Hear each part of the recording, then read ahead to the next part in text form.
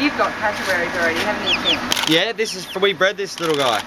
Right. Is that the first time you bred? Oh, most definitely. Yeah, for many years it is.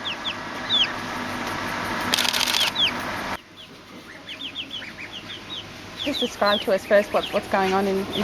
Well, we've actually got a cassowary and a chicken, one of your largest species of bird on earth, with one quite small. And how come? Well, look, we've got a pretty intensive captive breeding program for cassowaries. In the wild, cassowaries are in all sorts of trouble. There's only a few thousand birds left from habitat destruction, cars, dogs, and then fragmented populations of cassowaries, which can cause inbreeding and severe problems there. So the captive population is vitally important to manage them in captivity, so that if anything happens in the wild, we've got them. And the reasons they're together, there's three main reasons. One is because the male actually had 3 infertile eggs under him, as well as the chick.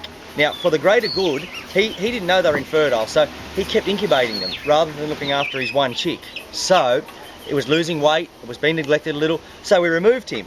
We then added the chicken for a companion, but also to teach him social skills, because like little kids and puppies, he needs to know that he's a bird, he needs to know how to interact with other birds, and even though it's a chicken, the principle's the same. Number 3 is because surprisingly, cassowaries don't know how to eat for themselves when they hatch. It's probably an adaptation to the rainforest, because there'd be many poisonous fruits, and if a little cassowary hatches and goes and eats anything he wants without learning from his father, good chance he'll poison himself. So the chicken already knows how to peck, and he eats a different sort of food, but he pecks and pecks, and then we slip a blueberry in, and for a bit of competition, the cassowary grabs it. Okay, so how successful has this been? Look, at the moment, it's really on fire. These guys, they've bonded, they look like a pair, they look like brother and sister or siblings, you know.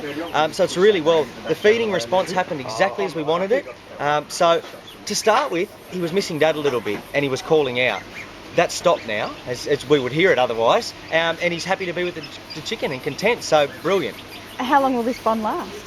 Well, probably a couple of months. There's going to come a time when a cassowary is going to grow a lot bigger than this chicken, so he'll probably get a bit bossy and a little bit dominant, so when it gets to that point, but we'll just let them tell us what they want to do. How hard is it to breed cassowaries? Look, very hard to breed cassowaries because being big birds, aggressive birds, nomadic and solitary birds in the wild, they do come together to maybe feed and to breed and things like that, but generally they're solitary, so to introduce a pair of compatible birds, that's an achievement in itself. Then it's actually the male that incubates and rears the chicks, not the female. So she comes along, they court, they copulate, she lays an egg, and then she moves off, and in the wild she'd go to another male, and that way she's spreading her genes around. But in our circumstances, we let her lay 4 to 5 eggs, and then we remove the female and let him incubate.